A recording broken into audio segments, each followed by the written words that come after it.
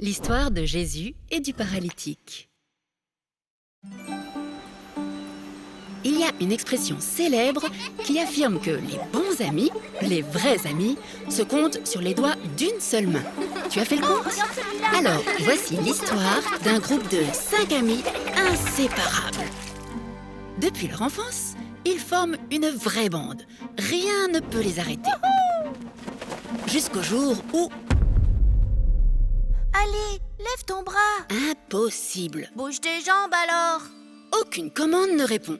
Plus rien ne fonctionne. Voilà notre ami paralysé. Enfin, ça c'est la version 1 de l'histoire.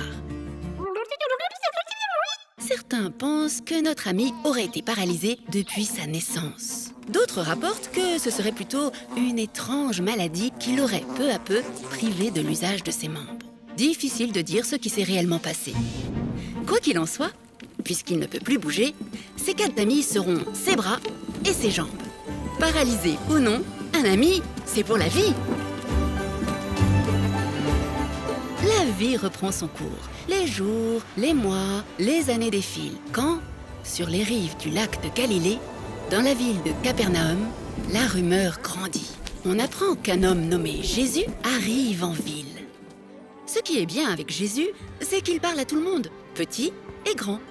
Et il paraît qu'il a des pouvoirs extraordinaires. Jésus est arrivé. La nouvelle se répand jusqu'aux oreilles de la bande des 5. Et là, tout va très vite dans leur tête. Et si c'était la solution? Il faut à tout prix amener leur ami paralysé au plus proche de Jésus par tous les moyens. Ni une ni deux, les voilà sur la ligne de départ. Prenant avec eux maillet, très bien. Corde, indispensable. Pieu, ça peut servir. Bouée canard, non, là, rien à voir. Un ami aux 4 coins du lit et c'est parti mon kiki à travers la ville. Il faut trouver la maison où Jésus est allé. Laissez passer. Convoi sanitaire urgent. La foule est tellement compacte que les voilà bloqués. Mince, si près du but. Il faut trouver un autre itinéraire. Devant, un bouchon compact. À gauche, on dirait une boîte de sardines. À droite, encore pire. Faire demi-tour? Hors de question. C'est à ce moment-là que notre ami paralytique a une idée de génie. Les gars, parle-toi. Ici moi là-haut. Les 4 amis unissent leurs forces et défient les lois de la pesanteur. Alors que Jésus captive la foule par son enseignement, nos amis arrivent à destination. Jésus est là, juste en dessous. Alors ce ne sont pas ces quelques morceaux de bois et épaisseurs de boue séchée qui vont faire obstacle plus longtemps. Les 4 amis se coordonnent. Allez les gars, travail d'équipe synchro. On va descendre le lit. Vous êtes prêts? En dessous, c'est l'agitation. Quel culot ceux-là! Non mais quel manque d'éducation! Plutôt mal poli, ouais. Pire que des cambrioleurs! Ils vont tout casser! Et qui va payer les réparations? On aura tout vu! Au milieu du brouhaha, Jésus, lui, reste calme. Il n'a clairement pas les mêmes préoccupations que la foule. Suspense. Tout le monde attend qu'il parle. Mon ami, tes péchés te sont pardonnés. Hein? Ah bon? Cette parole n'est pas du goût des chefs religieux. Il n'y a que Dieu qui puisse pardonner les péchés, pas un homme, juste comme ça. Là, il dépasse les limites en se prenant pour le Tout-Puissant. La colère monte dans le cœur des pharisiens. Mais ils vont bien vite découvrir qu'avec Jésus, les limites n'existent pas. Car il est le Fils de Dieu. Et il a le pouvoir de pardonner les péchés. Lève-toi, prends ton lit et marche.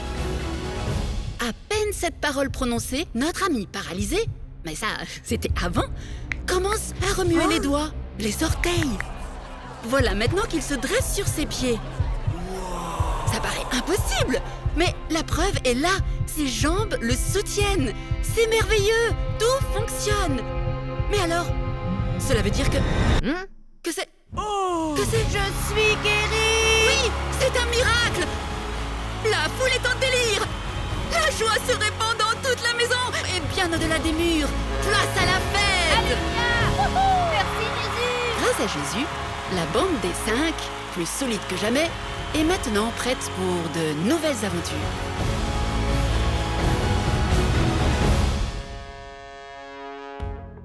D'après toi, qu'est-ce qui a rendu nos 5 amis aussi courageux? Leur âge? Leur intelligence? Leur foi? Ou leur force? Bien sûr, c'est leur foi. La foi, c'est faire confiance à Jésus de tout son cœur. Ils étaient tellement convaincus que Jésus allait faire un miracle pour eux que rien ne pouvait les arrêter, pas même la foule. Et toi, y a-t-il un miracle que tu aimerais que Jésus fasse pour toi, pour ta famille ou pour tes amis?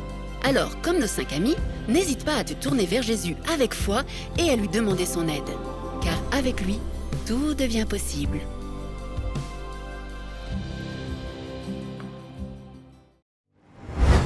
Ceci est le premier épisode de Ma Bible Junior. Il y a quelques années, le Seigneur m'a parlé et il m'a demandé de créer une application biblique unique en son genre, Ma Bible.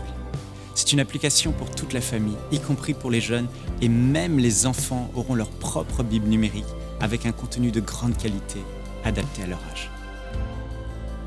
Notre vision est que les enfants puissent aimer Jésus de tout leur cœur et découvrir les valeurs du royaume de Dieu. Dieu a mis un fardeau dans nos cœurs pour les jeunes et nous croyons qu'au travers de ma Bible, les vies de nos enfants, de nos petits-enfants et de millions seront impactées partout dans la francophonie et au-delà.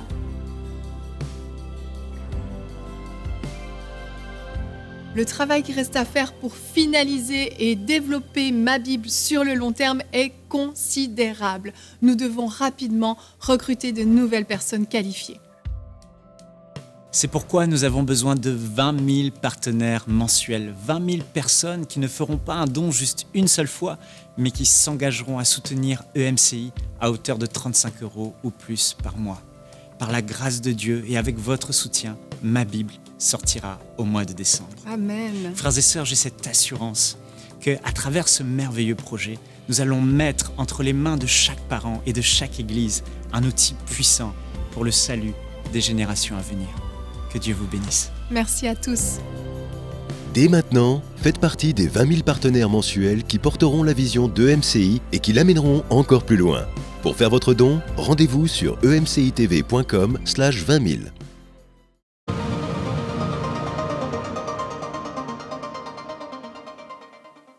Bonjour, aujourd'hui je voudrais vous encourager à vous éloigner de ceux qui ne connaissent pas Dieu. Bien sûr, je vais préciser cela puisque s'il nous fallait nous éloigner de ceux qui ne connaissent pas Dieu, des impudiques de ce monde, il nous faudrait sortir du monde. C'est ce que disent les apôtres et cette semaine ensemble, nous sommes encouragés à travers la deuxième épître aux Thessaloniciens.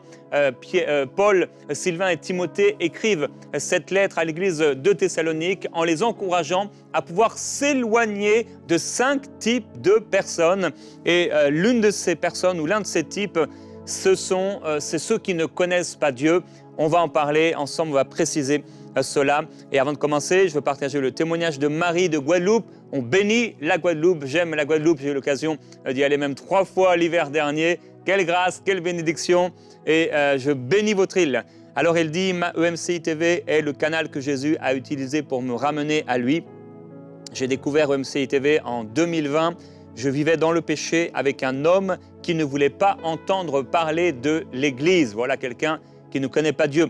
Il se mettait en colère à chaque fois que je cherchais la face de Dieu.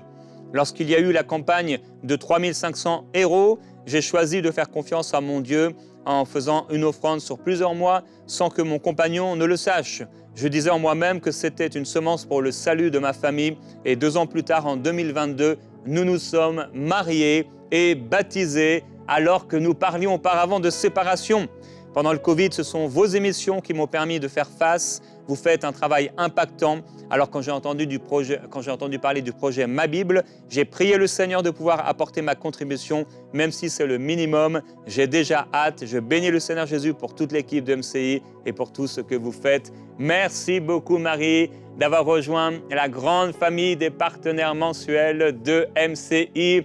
Et à vous aussi, frères et sœurs, je veux vous encourager. Si vous n'êtes pas déjà partenaire, merci à tous les partenaires. Et si vous n'êtes pas encore partenaire, à pouvoir rejoindre cette belle famille qui fait avancer le royaume de Dieu partout dans les pays et dans les îles, comme nous le voyons aujourd'hui. à travers des témoignages que nous recevons d'un peu partout. Alors il y a des personnes qui, comme à l'époque, le conjoint devenu le mari de cette sœur, cet homme qui ne connaissait pas Dieu et qui se mettait en colère alors qu'elle cherchait la face de Dieu et qu'elle priait. Donc c'est pourquoi il ne faut pas nous éloigner toujours des personnes qui ne connaissent pas Dieu, mais on va préciser cela et on peut lire ensemble dans 2 Thessaloniciens au chapitre 1 et au verset 6. Il est écrit « En effet, il est juste aux yeux de Dieu de rendre la souffrance à ceux qui vous font souffrir. » C'est ce qu'on a partagé ensemble hier. Le premier type de personnes, ceux qui vous font souffrir, et de vous donner, à vous qui souffrez, du repos avec nous lorsque le Seigneur Jésus apparaîtra du ciel avec les anges de sa puissance au milieu d'une flamme de feu pour punir ceux qui ne connaissent pas Dieu et ceux qui n'obéissent pas à l'évangile de notre Seigneur Jésus-Christ. Ils auront pour peine une ruine éternelle, loin de la présence du Seigneur et de la gloire de sa force. Le Seigneur ne laissera pas éternellement les gens commettre leurs injustices, mais il y aura une rétribution. Il y aura un verdict, il y aura un jugement, il y aura un jugement de la part de Dieu, et ces personnes vont devoir subir le fruit de leurs injustices. Le deuxième type de personnes dont on doit s'éloigner, ce sont ces personnes-là qui ne connaissent pas Dieu. Et comme je le dis, on va le décrire ensemble. Dans 1 Thessaloniciens, chapitre 1, au verset 10, donc il dit « Quand il viendra pour être en ce jour-là, en parlant de Jésus, du retour du Seigneur, glorifié dans ses saints et admiré dans tous ceux qui auront cru. Or, vous avez cru à notre témoignage. » Donc il y a ceux qui n'ont pas cru, ceux qui ne connaissent pas Dieu, et d'un autre côté, ceux qui ont cru. Et les apôtres sont en train de dire « Or, vous avez cru à notre témoignage. » Quelle grâce d'avoir cru. Nous faisons partie des croyants. Nous faisons partie du peuple qui croit. Nous faisons partie du peuple de foi. Et Jésus dit, à son avènement, est-ce qu'il y aura encore, quand le Fils de l'homme reviendra, trouvera-t-il encore la foi sur la terre? Je prie que malgré tes difficultés, comme on l'a dit hier, ta foi reste intacte. Même au milieu de ceux qui ne connaissent pas Dieu, ta foi reste intacte. Il est dit de Noé que parmi ses contemporains, c'était le seul juste, le seul qui marchait avec Dieu. Il y en avait des milliers autour de lui. Tant de personnes qui ne connaissaient pas Dieu. Tant de personnes qui refusaient de se soumettre à Dieu. Tant de personnes qui refusaient ses prédications parce qu'il était prédicateur de la justice. Il leur a parlé, il les a avertis, il a prophétisé. Mais pour ces gens, cela paraissait une folie. Parce que leur cœur n'était pas à Dieu, n'était pas pour Dieu. Leur cœur était rebelle à Dieu. Et parmi ses contemporains, il était le seul qui marchait avec Dieu. Noé marchait avec Dieu. J'aime cette déclaration.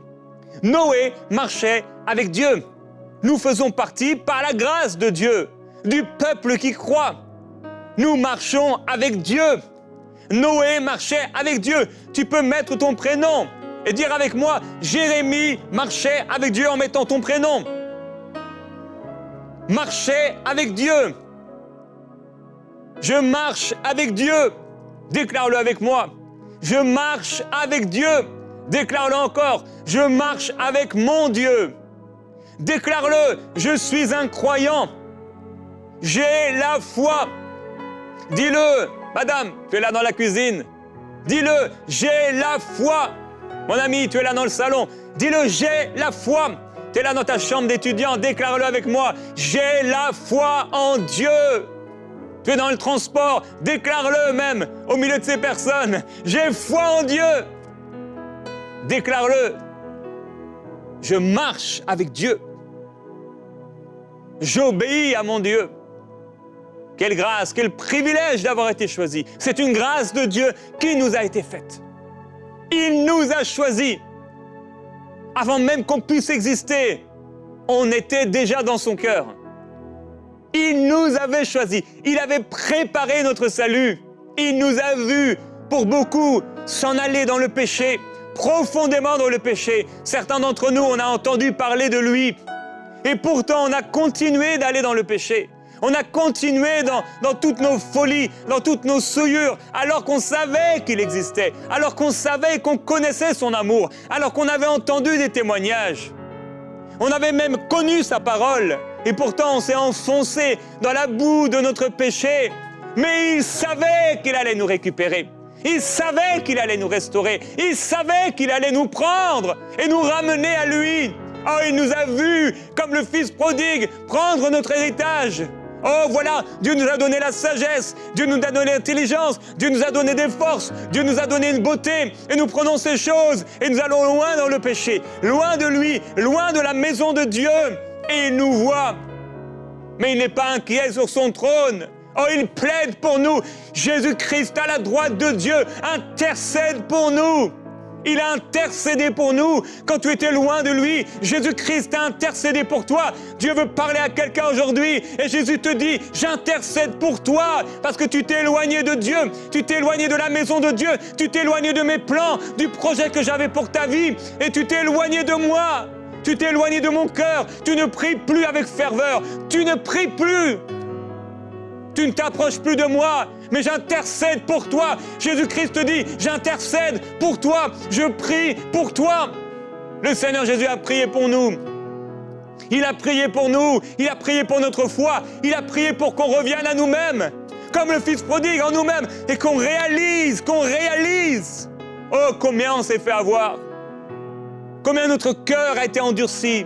Comment s'éloigner de Dieu. Comment on a pu aller si loin dans le péché. Et on a réalisé comment le Père nous manquait. Oh, l'histoire du Fils prodigue dans les évangiles, c'est surtout l'histoire du Père, plus que celle du Fils.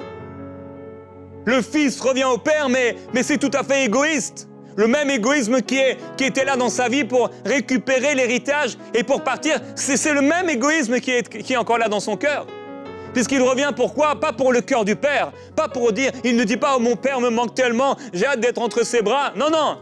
Il dit, mais combien de serviteurs dans la maison de mon Père ont à manger? C'était égoïste. Et pourtant, le Père le reçoit. Et pourtant, le Père l'accueille, parce que le Père sait que s'il est dans sa présence, son cœur sera changé, son cœur sera transformé.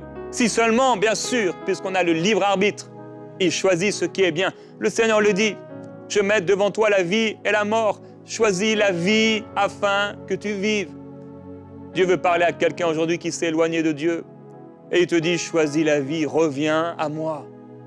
Reviens à moi. Reviens à moi. Alors, les apôtres disent, vous avez cru à notre témoignage.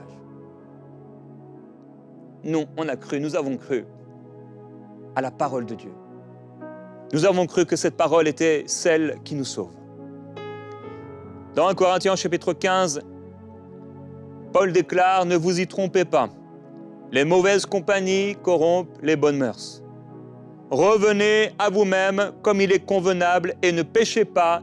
Et là il dit, car quelques-uns ne connaissent pas Dieu, je le dis à votre honte. En parlant de l'Église, la maison de Dieu. Donc, le deuxième type de personnes dont il faut s'éloigner, ce n'est pas forcément dans un ordre d'importance, ce sont ces personnes qui ne connaissent pas Dieu. Le Seigneur ne nous dit pas de s'écarter à toujours d'eux, mais il y a un éloignement. Il n'est pas forcément physique d'ailleurs. Il est certainement surtout psychique, émotionnel, intellectuel, moral. Cet éloignement est surtout moral. C'est un éloignement moral. On peut être et rester au milieu d'eux, mais nos cœurs, il y a un éloignement. Puisque si on est en compagnie sans cesse de ces personnes, à un moment ou à un autre, on sera impacté, il y aura des conséquences négatives dans nos vies. Jésus pouvait manger avec les pécheurs. Mais il ne dormait pas avec les pécheurs. Jésus pouvait partager des repas avec les pécheurs. Mais il ne vivait pas avec les pécheurs. Il vivait avec les disciples. Et c'était avec les disciples qu'il passait les moments les plus intimes, d'intimité. La foule n'était pas là à Gethsémane, la foule n'était pas là lorsque la Sainte Seine a été inaugurée. La foule n'était pas là à bien des moments. Au milieu de la tempête dans la barque, Pierre qui marche sur l'eau, ce n'était pas pour ceux qui ne croient pas, ce n'était pas pour la foule, même si parmi eux, bien sûr, il y avait Judas. Ce que je veux dire, c'est que les mauvaises compagnies vont avoir un impact sur nous. Et là, Paul dit aux Corinthiens, mais revenez en vous-même. Et revenez à ce qui est convenable. Ne péchez pas. En marchant, en vivant avec des gens qui ne connaissent pas Dieu, il va y avoir des conséquences. Et particulièrement pour ceux qui ne connaissent pas Dieu dans l'Église et qui se disent connaître Dieu, qui se disent frères. Alors, c'est pourquoi il dit à un certain moment, je vous ai écrit dans ma lettre de ne pas entretenir de relations avec ceux qui vivent dans l'immoralité sexuelle. Je ne parlais pas d'une manière absolue des gens de ce monde, qui vivent dans l'immoralité ou sont toujours désireux de posséder plus, voleurs, idolâtres. Autrement, il vous faudrait sortir du monde. Mais il dira, ce dont je vous parlais, c'était des personnes qui se disent frères et qui agissent de la sorte. Donc, il dit, ce n'est pas d'une manière absolue qu'il faut s'écarter des gens du monde qui vivent dans le mal, parce que sinon, il nous faudrait sortir du monde. Mais en fait, on doit être sage et on doit être intelligent. Et on doit veiller, on doit faire attention. Et il y a un éloignement moral. C'est une nécessité. C'est une nécessité. C'est pourquoi j'ai déjà dit que j'ai du mal à concevoir que notre meilleur ami soit quelqu'un qui ne connaisse pas Dieu. À moins que ce soit dans le contexte d'un couple marié où l'un ne connaît pas encore le Seigneur. Mais même là, le meilleur ami devient le Seigneur lui-même. Mais dans le monde, on n'est pas marié et notre meilleur ami, c'est quelqu'un qui ne connaît pas Dieu. Et ça veut dire qu'il n'y a plus ou presque pas de limite morale. Et on va être impacté. Et voilà qu'on commence à s'habiller de la même façon, à regarder les mêmes séries, à faire les mêmes choses. Et ça a un impact négatif, au lieu qu'on soit une lumière. Alors pour certains, il n'y a pas de problème parce qu'ils réussissent vraiment il y a un éloignement moral. Mais pour d'autres, c'est pour eux une occasion de chute. Et quand le monde devient une occasion de chute, eh bien, il faut t'en éloigner. Alors pas au point de devenir sectaire, bien sûr, ce n'est pas du tout ce que le Seigneur veut. On est dans le monde. Il faut rester là dans le monde. On ne va pas aller vivre dans une grotte quelque part pour s'éloigner du monde. On est dans le monde. Mais attention. Jésus va faire cette prière dans l'évangile de Jean, au chapitre 17. Il dit, « Je leur ai donné les paroles que tu m'as données. Ils les ont reçues. Ils ont vraiment reconnu que je suis sorti d'auprès de toi et ils ont cru que tu m'as envoyé. » On fait partie de ce peuple. C'est pour eux que je prie. Je ne prie pas pour le monde, mais pour ceux que tu m'as donnés, parce qu'ils sont à toi. Voyez-vous la différence? Elle est à couper au couteau, tranchante. La différence entre le monde et l'Église de Dieu, ceux qui lui appartiennent. Il dit, je ne suis plus dans le monde. Eux, ils sont dans le monde. Et moi, je vais à toi. Père Saint, garde-les en ton nom. Quelle grâce de pouvoir lire cette prière de Jésus. Père Saint, garde-les en ton nom, ce nom que tu m'as donné afin qu'ils soient un comme nous. Lorsque j'étais avec eux, je gardais en ton nom ce que tu m'as donné, je les ai préservés. Et aucun d'eux ne s'est perdu, si ce n'est le fils de la perdition, afin que l'Écriture soit accomplie. Et maintenant je vais à toi et je parle ainsi dans le monde, afin qu'ils aient en eux ma joie parfaite. Je leur ai donné ta parole, et le monde les a haïs, parce qu'ils ne sont pas du monde, comme Marie le partageait dans son témoignage. Comme moi, je ne suis pas du monde. Je ne te prie pas de les ôter du monde, mais de les garder du malin. Et il dit, ils ne sont pas du monde, comme moi, je ne suis pas du monde. Mais sanctifie-les par ta vérité. Ta parole est la vérité. Comme tu m'as envoyé dans le monde, moi aussi je les ai envoyés dans le monde. Alors il dit, je ne te prie pas de les garder du monde, de les ôter du monde, mais de les garder du malin. De les garder du malin. Alors, la prière du Seigneur Jésus, ce n'est pas qu'on s'éloigne du monde au point de ne plus avoir de relations avec les gens qui ne connaissent pas le Seigneur. Au contraire, on doit avoir des relations avec eux et les amener au salut. Mais c'est d'être vigilant, de faire attention. Toujours dans 1 Thessaloniciens, cette fois, il dit « Ce que Dieu veut, c'est votre sanctification. C'est que vous vous absteniez de l'impudicité.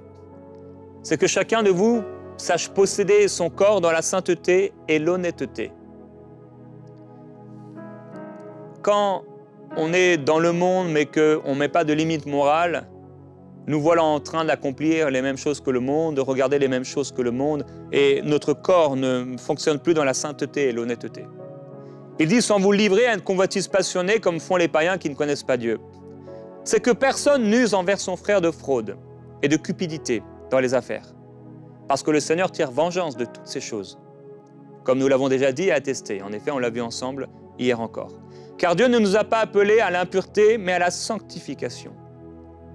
Celui donc qui rejette ses préceptes ne rejette pas un homme, mais Dieu, qui vous a donné aussi son esprit. On doit marquer une différence. On doit marquer une différence. On ne peut pas accepter de regarder les mêmes séries télévisées que le monde. Il y a des choses, ça peut aller. Et il y en a d'autres, ça ne va pas du tout. Parce que ça va avoir un impact. Je discutais dernièrement avec mon voisin, il me disait comment il avait peur d'avoir un accident de moto. Et il dit, mais sans cesse sur les réseaux sociaux, je regarde que des accidents de moto.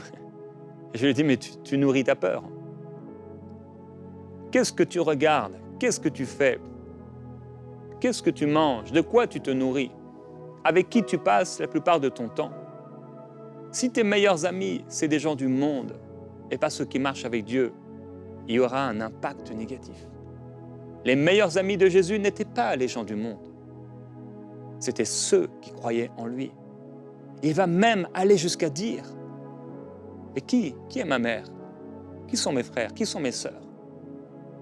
Ce sont ceux-là qui font et qui accomplissent la volonté de mon Père qui est dans les cieux. Prions ensemble. Et cette prière que j'aimerais que tu puisses faire, demande au Seigneur, aide-moi à faire le tri. Aide-moi à trier mes relations.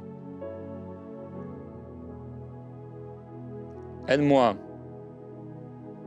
à faire la différence entre les bonnes relations et les mauvaises relations.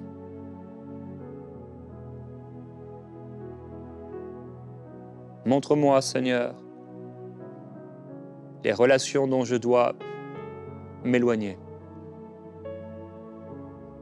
Et aussi les relations que je dois éviter. Les personnes que je dois éviter. Demande au Seigneur.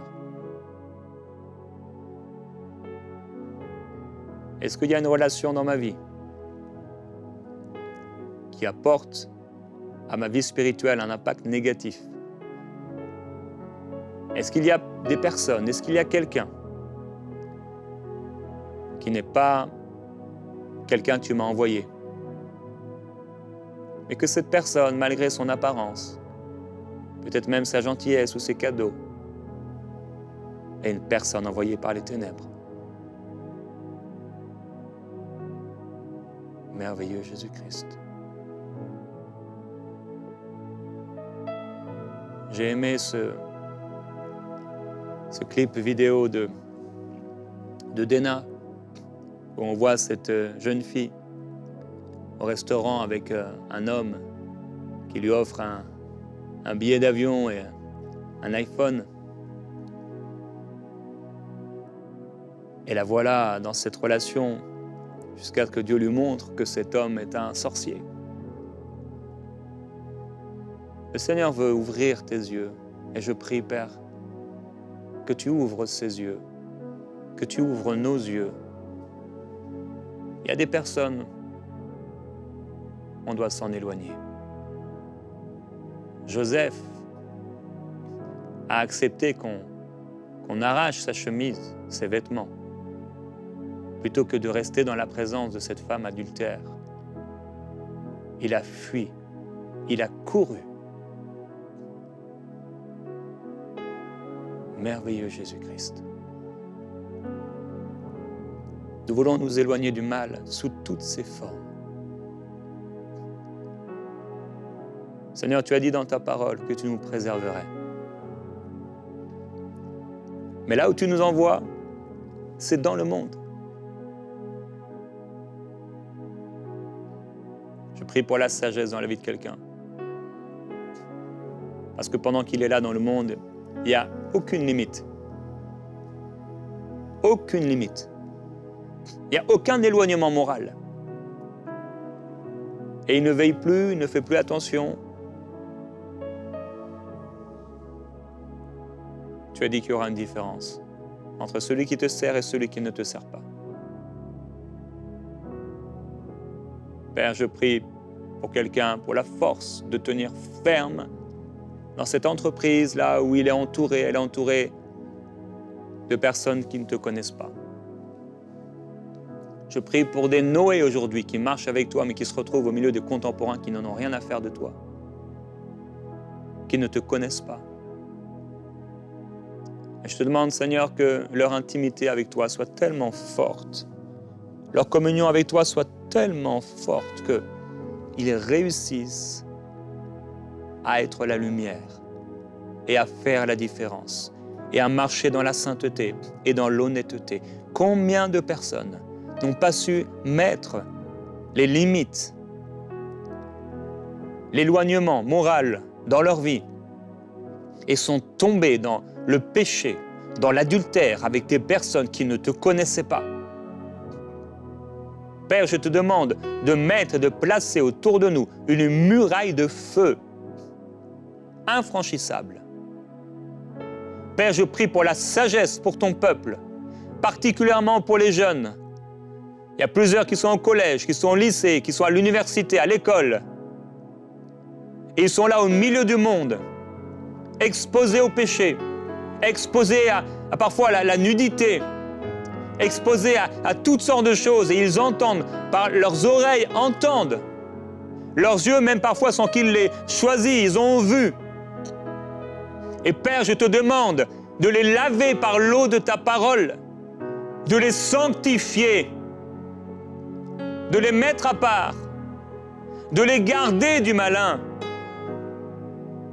Tu as dit que tu ne vas pas les ôter du monde, mais tu peux les garder. Tu peux les protéger. Garde-les, Seigneur Jésus. Protège leur cœur. Protège le cœur de cette sœur qui depuis un moment est dans cette relation avec cet homme qui ne te connaît pas et qui pense en elle-même, oh mais peut-être il connaîtra Jésus. Mais ta parole déclare que ça on ne peut le savoir. Alors Père, je prie qu'il y ait un éloignement, une distance qui soit mise. Et que d'un autre côté, qu'il y ait un rapprochement avec ceux qui marchent avec toi. Je prie pour ceux qui se sont écartés de l'Église, qui se sont écartés du peuple qui croit et qui marchent seuls. Qui marchent seuls. S'il y avait eu d'autres justes à l'époque de Noé, tu les aurais fait entrer dans l'arche pour qu'ils puissent vivre ensemble dans la communion, l'encouragement. Tu aurais là bâti une église, une forme d'église, une communauté de croyants. Ils auraient pu ensemble bâtir, construire cette arche et être sauvés. Mais c'était le seul juste et tu lui as donné la grâce que sa famille soit sauvée. Et Père, je prie pour quelqu'un aujourd'hui qui n'a plus d'église, qui vit l'église par Internet, parce que c'est si facile de vivre l'église par Internet. C'est si facile. Comment on pourrait vivre un mariage par Internet? Comment on pourrait être marié par Internet? Ton Église, elle est vivante. C'est un organisme vivant, avec une communion fraternelle, le partage du pain, les prières, le repas du Seigneur partagé, et tant d'offrandes, d'adoration et de louanges. Père, je prie pour ceux qui ont dans leur région une église locale, mais ils ne veulent plus y aller par facilité ou parce qu'ils ont été blessés, mais tu veux les ramener dans ta maison. Et Père, je prie pour ceux qui n'ont pas dans leur région une église. Donne-leur la grâce, soit de commencer quelque chose, par la foi. Tu enverras un pasteur, un berger, ou tu les formeras pour qu'ils le deviennent, qu'ils ne restent pas seuls. Inspire-les, dirige-les, qu'ils ne restent pas seuls. Au nom de Jésus-Christ. Amen. Que le Seigneur vous inspire et vous dirige à la paix du Seigneur dans vos relations. Amen.